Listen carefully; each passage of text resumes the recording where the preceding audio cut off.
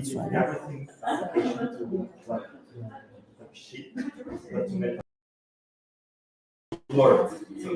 It's not working, right?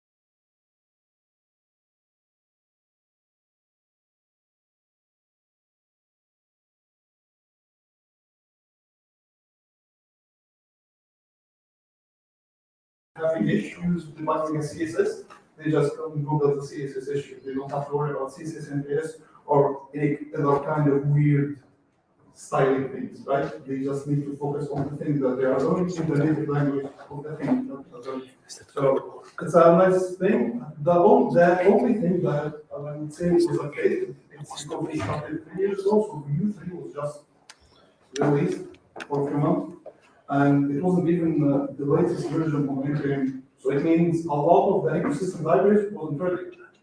But we were confident in our ability to build with Vue.js. We didn't believe in other libraries. We can and we know that we can build with Vue.js.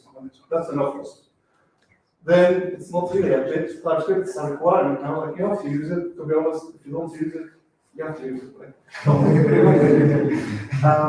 One thing to note is with Vue.js 3, we are forcing the use of the composition API. We are actually stripping away the options API using a compilation flag. So that every engineer has to use the composition API. But by default, like here I have to say, if you are planning to use a composition API, you have to use TypeScript. If you try to use a composition API with JavaScript only, it's going to be a nightmare. And I think you're going to see it all. The last bit is TypeScript gives us confidence, right, with shipping and breaking stuff. Any engineer can break anything, and we don't have to worry about it shipping to production because we caught it in the CI because of TypeScript, right?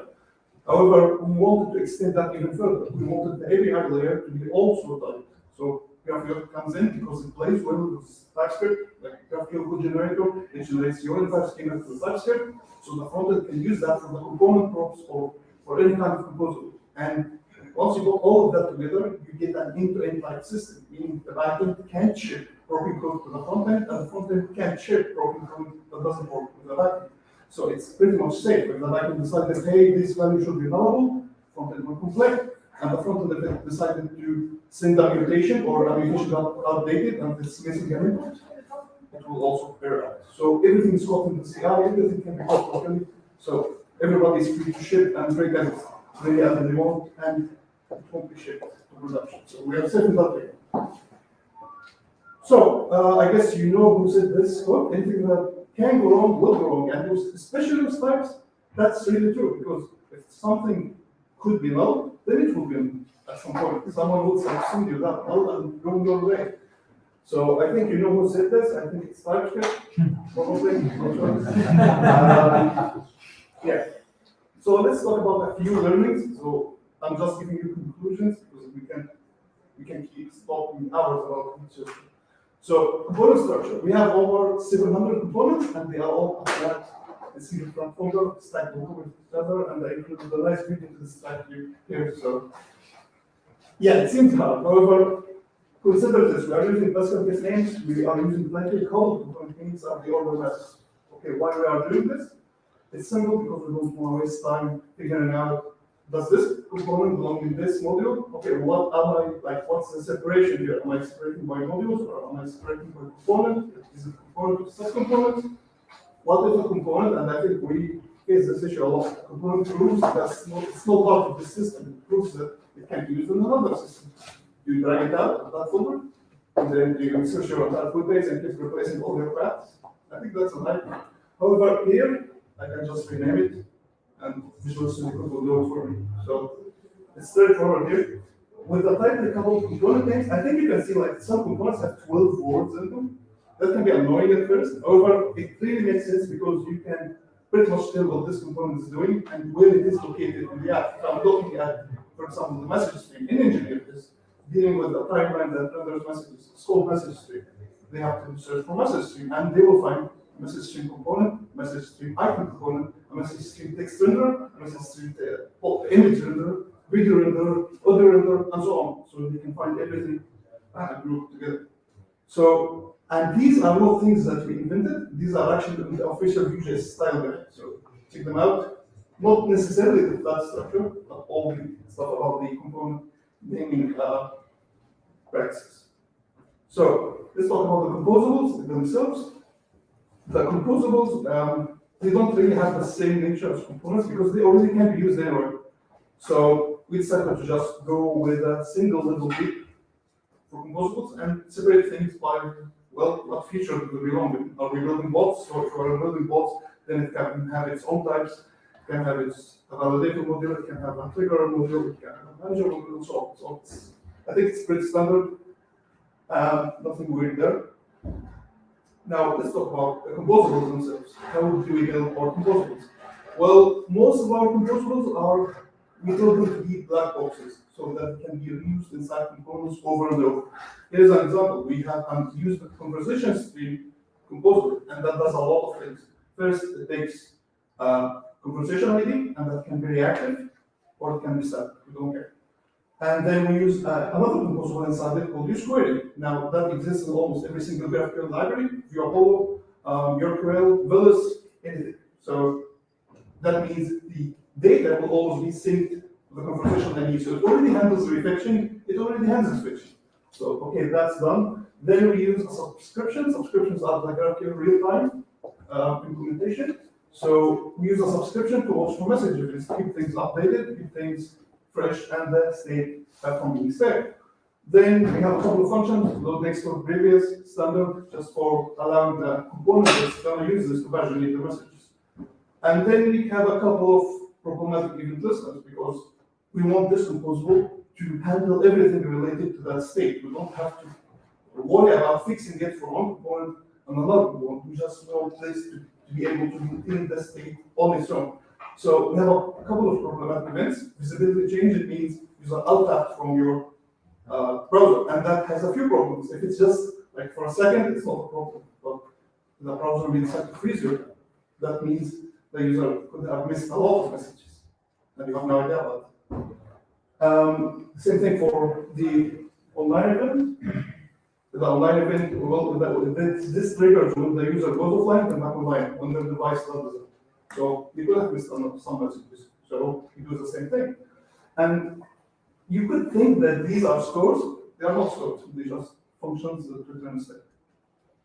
They maintain data integrity, and it has absolutely no coupling. There you are. And this is why we build this composable this way. It's almost, we have like 96 files of composables, each export like 15. So we're talking about 1,000 composables. They're all doing the same thing. Fetch data, maintain data, and expose it in exactly the same way. For this example in particular, it's not exactly what we have, it's just a simplified example, but we have three representations of the message stream. We have one in the inbox, we have one in an iframe that's integrated with a third-party service called HubSpot. So that's another component that uses the same function, but it's not the original inbox component. And another one that's in line that we use in the contacts page. So we want to check this contact. Okay, what's the last few messages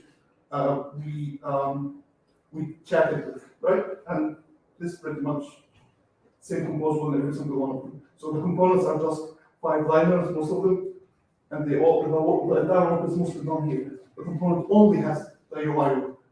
So now let's talk about state management, since I touched about it a minute ago. Before, with Vue 2 and we used stores, right? You need to share state, you had to use a store. There was no really, you had no alternative.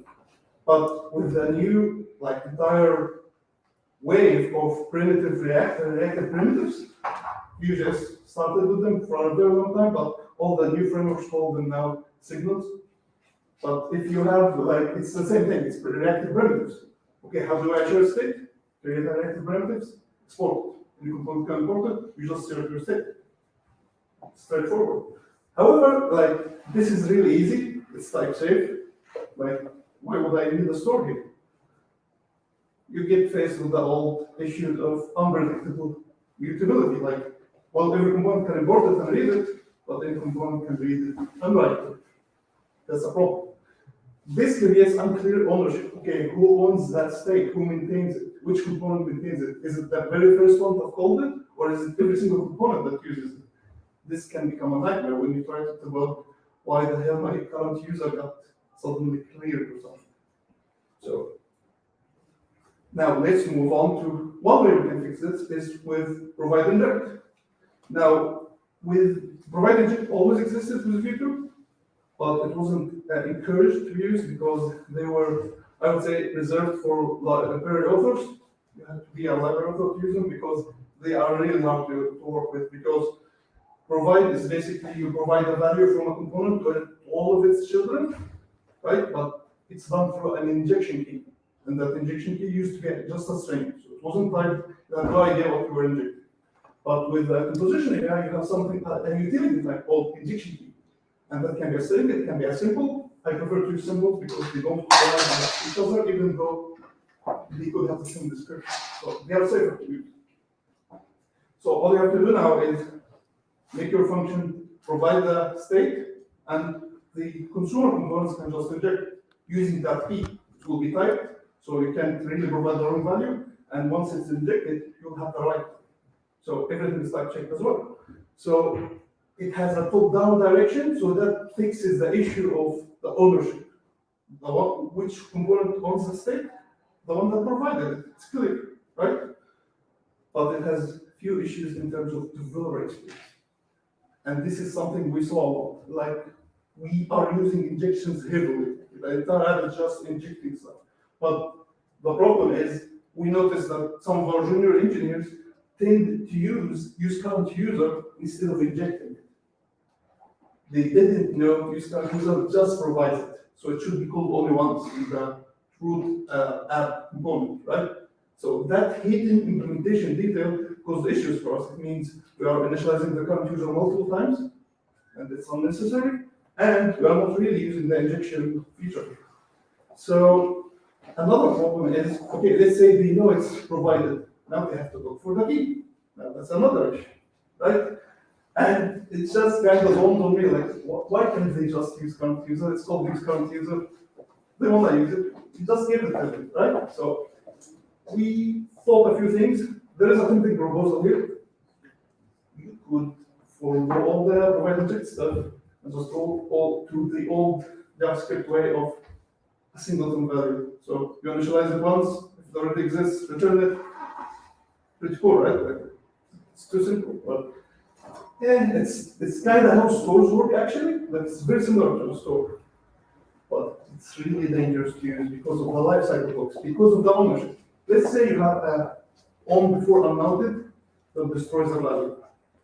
If the first component that calls use current user is a deep child, then now this owns the state. And if it destroys it for all the subsequent calls. So it's like it's injecting backwards. It's injecting in the opposite direction, which is really, yeah, it's really dangerous. You can't really rely on it. Like all the life cycle hooks will be adjusted against the original component that called it. So here's another idea. We make the composable self-inject itself. And we can do this by just letting it attempt to inject itself. Well, the composable is already providing the value, right? So the key is accessible, so it can just try to inject it first. And if it exists, return it. If it doesn't, just provide it again. So this is almost a store, it's not a store, again, because it doesn't have this global value. Like it's still adhering to the rules of we are providing this value to all these child components. So it's still possible that you can initialize the same state twice in different components. But that's a safe. I guess it's worth it. It's much easier to use. All the developers have to do is use current user, call it. It will be efficient out of the box. You don't have to worry about anything else. And it hides that injection details from them because it is complete. So how to go nuclear with this? We have a bunch of like global state that we absolutely must use everywhere in our components. So we just initialize them all in one composable, and they also vindicate themselves. So if they decide to call our users anywhere in the app, it will be self-injected. So it won't re-initialize again. So this big composable used in the app data is only called in the app of Vue. Only once it just prepares everything for all the child components. So it's guaranteed to inject the same values, it's efficient, it fixes every issue with this. Lifecycle hooks are now registered against the app component, which is also safe. If the app component gets unmounted, well, the no child component can assume that actually, so it's safe. Just quick bits, lazy loading, like sometimes when you learn about lazy loading, you go nuclear with it, right? You just lazy load every single component you have. Then you learn that you shouldn't do that. Maybe lazy load all the components that the user don't immediately see. Now, there is a slight issue with this is we notice that some components have a huge delay because remember that when you lazy load something, it gets split to a bundle. So that means it gets loaded over the network, which is slow, but then it means the execution is also delayed. So if we have a GraphQL request that fires immediately after a component is loaded, it will also be delayed. So right here we have a 1 second delay of the component when it should have been 800. So you just added 200 milliseconds for no reason, just that you wanna reduce that initial bundle size. Is it worth it? Well, it's not really. It depends on your application. We are not building as an SSR app. We don't really care about the initial bundle size, but we do care about the user perceived slowness. When you click something, it's overwriting. So we kind of are making it choosing which components to lazy load sparingly. It has to be very unlikely that they will stumble upon this before. Of course, your routes are always lazy loaded, so there's nothing weird. Let's talk quickly about optimization goals. Our optimization goals are slightly weird because we are doing reroll in terms of cumulative layout check, which was a huge pain to deal with because we have an inbox. So if one pixel margin does something, the entire thing keeps repeating until it stabilizes. So that caused a huge issue for us. So we kept everything from everything has a height, everything has a limits to how it should extend and how it should work. And that pretty much reflected in our scores here in terms of CLS and first simple delay. Our first simple delay is really good. That means once the app is open, they can immediately start doing stuff. This is mostly because it's a SaaS app, it's not an SSR app, so that's just a side effect of this. We noticed that FCP and LCP are too volatile for us to do anything useful with because no two users can see the same thing. They see different conversations, so if the message stream has multiple images, it's slower than another one who's viewing the conversation that doesn't have any images.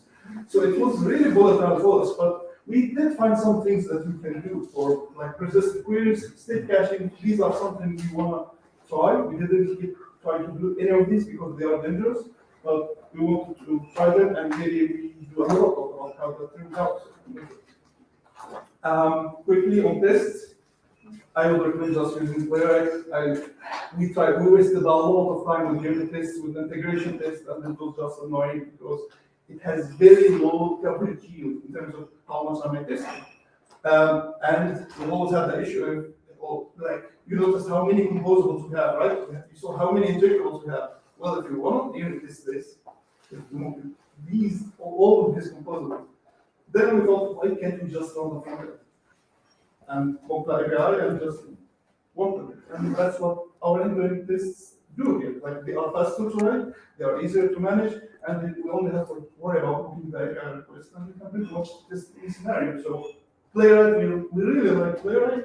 No particular reason other than it has a great Vue.js API, it works great on the CI. I think it's better for us than Cypress, so just a recommendation. We use mock service worker for mocking. It's really amazing. So it allows you to just any kind of set any kind of unit test or I guess end-to-end test. Is this now an end-to-end test? Well, we do have a backend, you are mocking it. So it's not really an end-to-end test. This is some people call this contract testing. I don't care. I just want this to look at the time on the front. So that's good. What I would say is, if you want to invest writing unit tests, do it for your primitive, atomic, and base components because they are the building blocks in every single thing that you build around the app. So if you want to waste time to achieve that 100% coverage, do it for these components and don't do it for some random page header somewhere, right? Here's an example of an end-to-end test that is sending a message. Sending a message can be, I guess, very complicated, but as you can see, I'm navigating to a page, typing into a box, using just data selectors, and I'm just checking if typing in the message. That's how easy it is. With unit test, you have to worry about, did it emit the right value? Did it get the right value? So it's really important. So that's it. There are, of course, a lot of other learnings, but these are the ones that